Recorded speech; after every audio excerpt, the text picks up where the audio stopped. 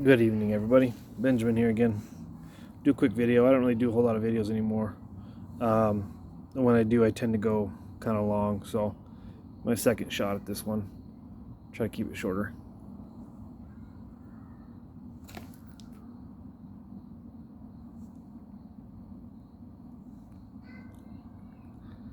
think I need another cigar. Um,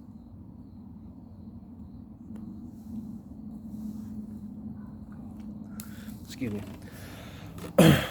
Talking with a lot of dads lately, single dads, that are in a similar boat. And, when I started down the road of divorce, not my decision, but I started talking to like all the guys I've met in the past who've been through divorces, and I called up a lot of old friends that have been divorced, and because I want to know, like, how do people get through this? How do men battle this? How do they get through this? And even just the last 3 weeks, probably, been talking to a lot of guys who've been reaching out because and I did the same thing, but they don't know how divorce goes. You've never been to court before. You've never had to face custody battles. You know what I mean? Like, it tends to seem to come not out of nowhere. Your marriage is having problems, but when the hammer falls on the divorce and the divorce is filed, it's such a onslaught. And it doesn't go on your time frame either. Like, you don't, if the other person isn't giving you time to digest what's going on and sort it out in your head and in your heart that, okay, divorce is coming, okay, this is what I need to do next, this is how I need to approach this, and it seems to be a pattern. Like, it just seems to go this way. Once it starts and the wife files, because usually it is the wife, you don't get to digest it on your time frame. It's typically on hers. And then once the divorce court process starts, there are certain items that you have to have submitted to the court in a certain amount of time. So you don't even really get the chance to, and then typically you move out, and then, like a lot of us, you're living in your car or couch surfing. That's what I did. Lived in my car, couch surfed while I was looking for a place and trying to figure out what was going on. I didn't have time it didn't happen on my time frame at all. And that's pretty typical.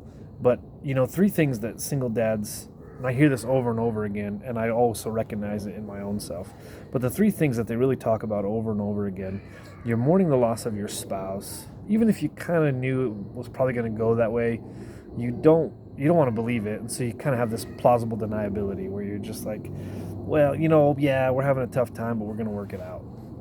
And then once it falls, I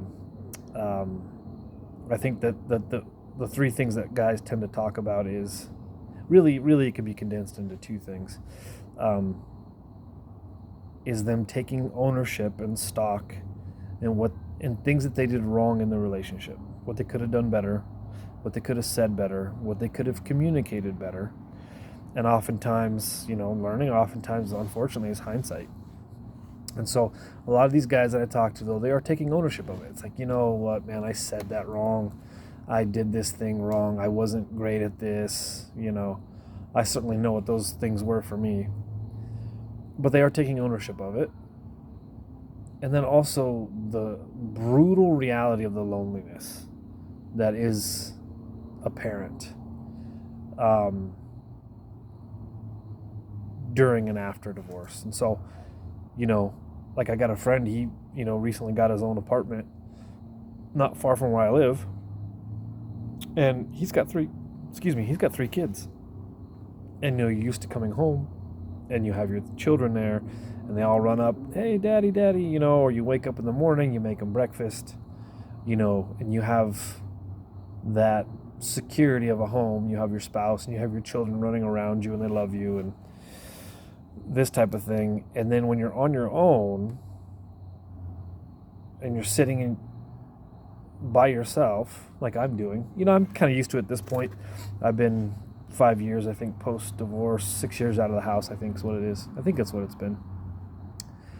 And it still isn't great, and I'm still not good at it, being by myself. Like when my son's not here, I don't sleep that well. I long for my child, but I can't see him, so I'm here by myself. And that's difficult. That's very difficult. And so I hear those two things a lot from guys, is that is reconcile language. They're all saying reconcile language.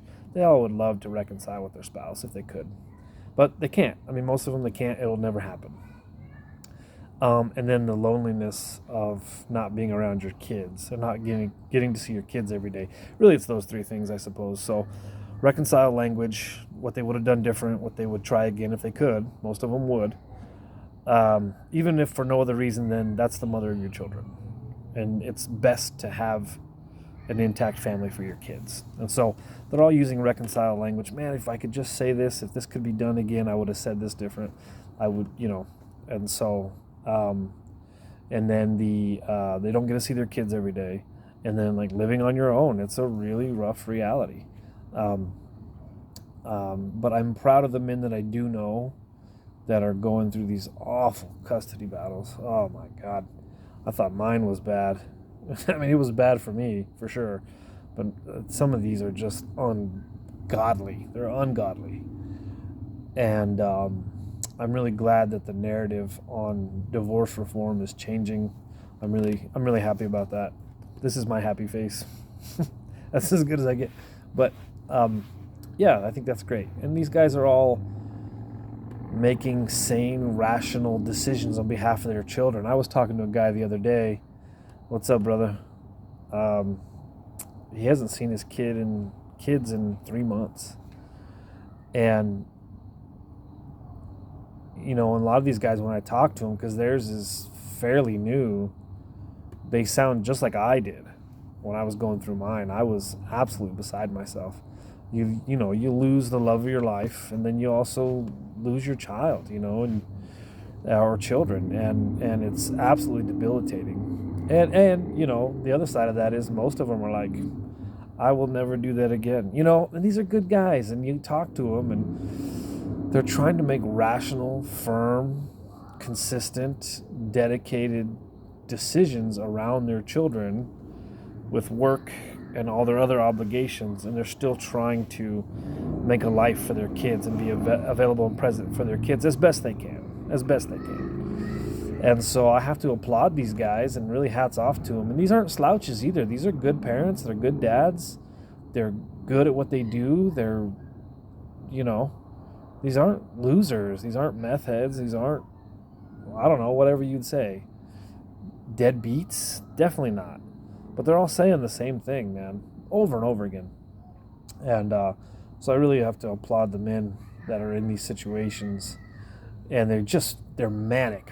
You can tell too. They got that 1,000-yard stare, and they are verbally processing these things, and you can hear it in their voice, man. They are not okay, but they're still trying to make the best decisions that they can in the hopes of still being a parent, a good father. In spite of the divorce court mafia being stacked against them and such. And I'm in good company. I realize that. These are trying, caring, dedicated fathers. And they want reconciliation with their, if they could, if they're with their spouse or ex-spouse, but, the reality starts to set in, like, oh, you're on your own, but it's still up to you to be a father. And they're really, very dedicated people to their kids. I think it's great. But again, like I always say, it's like, again, Lord have mercy on us all for what we're doing to our kids in our post-marriage society. It's wild. Anyway, I hope everybody's doing well. Keep going, guys. Keep staying dedicated to your kids. keep moving forward. Your kids need you. That's what I know.